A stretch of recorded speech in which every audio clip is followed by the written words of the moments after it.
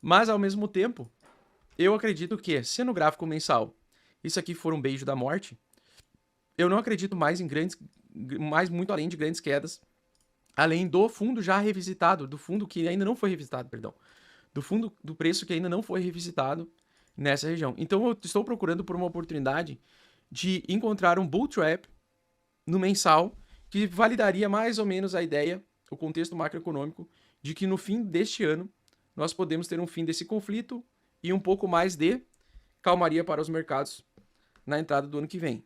Então, olhando a estrutura de beijo da morte aqui no gráfico, mais todo esse contexto que eu venho falando para vocês aí, eu acredito que nós podemos ter mais alguns meses de baixa ainda, fazendo o tal do beijo da morte, mas que ele não passe mais muito o fundo anterior.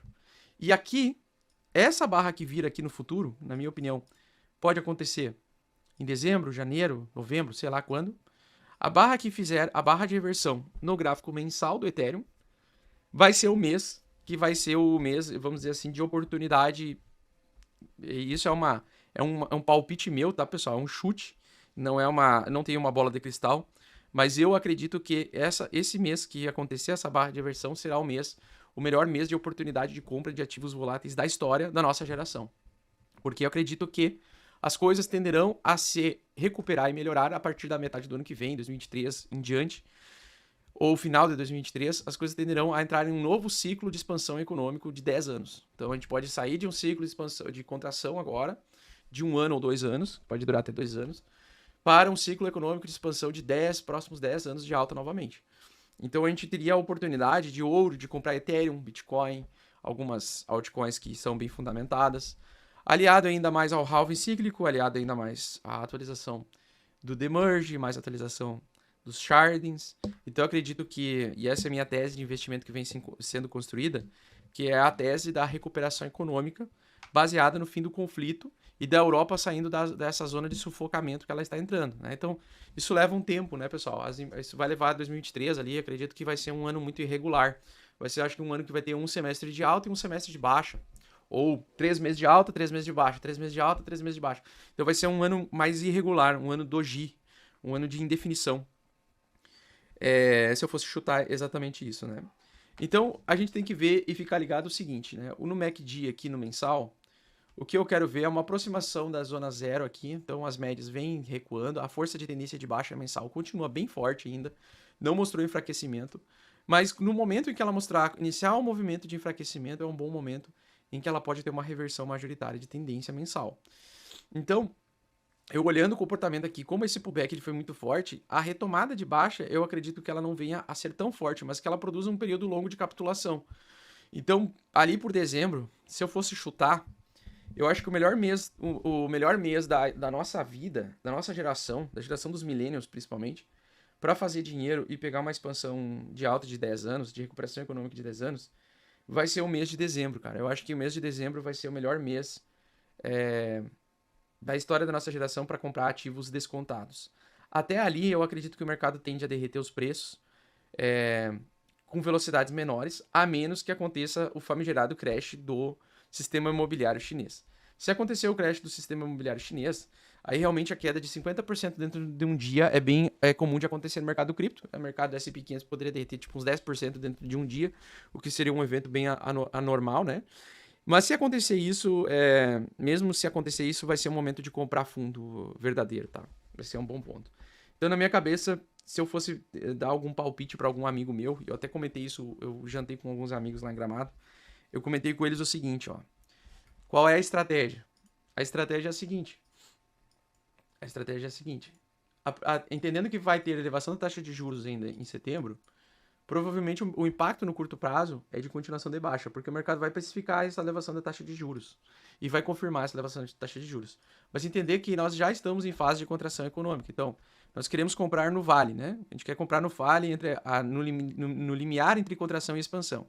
Com base na projeção da inflação, até o final do ano a inflação ela pode chegar a níveis muito elevados. Mas também, quanto mais elevada ela chega, mais próximo ao pico de inflação nós chegamos de fato.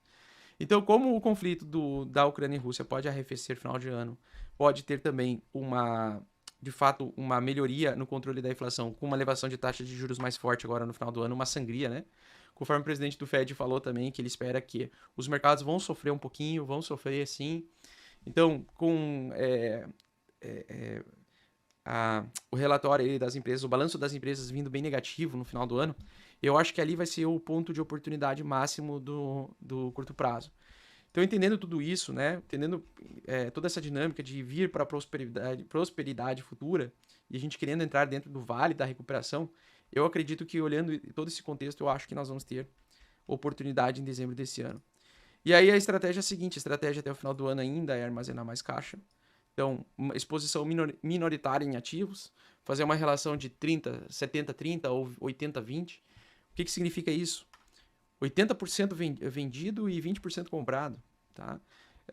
E depois, quando entra na fase de expansão, você pode ir para 100% comprado ou aumentar, trocar essa exposição, né? Sair 80% comprado e fica 20% vendido para oportunidades de pullback, alguma coisa nesse sentido, para comprar quedas parciais. Então, assim, exposição atualmente tem que ser minoritária, na minha opinião. A menor parte tem que ficar em ativos voláteis. A maior parte tem que ficar em cash, dinheiro, dólar, real, enfim, a moeda que você utiliza para fazer a compra de ativos voláteis. Você deveria estar aumentando essa carteira, né? Você tem que ter uma carteira com mais dólares, mais capacidade de compra. Porque existe duas coisas no mercado, né? Existe a capacidade de compra e a capacidade de oscilação, que é a capacidade de expansão e contração.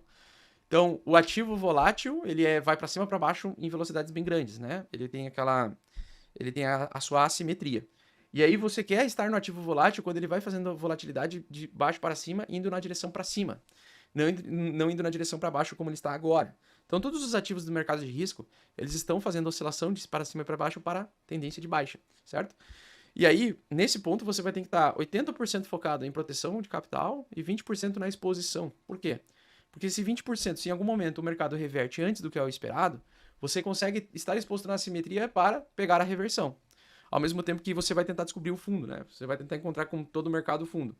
Só que quando a coisa inverter, então quando a gente começar a fazer todos os fundos ascendentes, então a variação de preço ela começa a andar na direção oposta, tendência de alta no semanal, você tem que ficar exposto a 80%, 90%, 100% em ativos voláteis. Por quê? Porque apesar da volatilidade, a sua capacidade de expansão econômica vai aumentar muito grande. Então você vai ganhar muito dinheiro, né? Fase de expansão. E também ser mais produtivo. Então, gerar outras fontes de renda para você tentar se capitalizar, se rentabilizar de uma forma que você consiga armazenar mais caixa numa velocidade maior, para que quando o mercado encontre o seu pico de inflação, você consiga comprar os ativos de risco e melhorar sua exposição. Tá?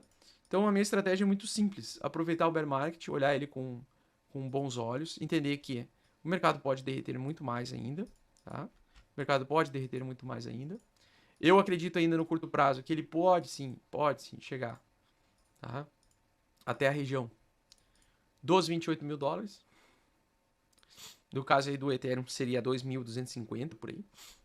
Então, ele pode ainda subir mais um pouco para depois derreter mais, até porque os movimentos são lentos, tá? A gente acha que o mercado vai acontecer tudo rápido, né? Que a coisa vai andar assim, mas na verdade o movimento ele é mais lento. Ele é um movimento, às vezes, faz mais um pullback aqui, aí lateraliza, faz doji, aí vem para baixo. Ele é muito mais lento. Então, não tenham pressa e aproveite a oportunidade para trabalhar o máximo que der, acumule o máximo de capital que você puder, porque possivelmente, eu digo possivelmente porque não tem bola de cristal, mas possivelmente em dezembro desse ano nós vamos ter a melhor oportunidade de comprar Bitcoin barato. E Ethereum também. De ativos em risco também, né? E eu sei que você está procurando para ter resultados rápidos no mercado de criptomoedas e eu tô aqui para te ajudar. Então o que eu te peço é pare de sardinhar agora, pare de comprar gamecoins e porcarias, shitcoins e venha aprender junto comigo tudo o que você precisa para se tornar um investidor profissional bem-sucedido. Curso Mestres do Bitcoin é o curso mais completo do Brasil. Clique no link abaixo para saber mais e somente nesse mês a gente vai oferecer um cupom de desconto com 55% de desconto. Não fique para trás e garante já a sua vaga porque é limitado. Tamo junto, fofo!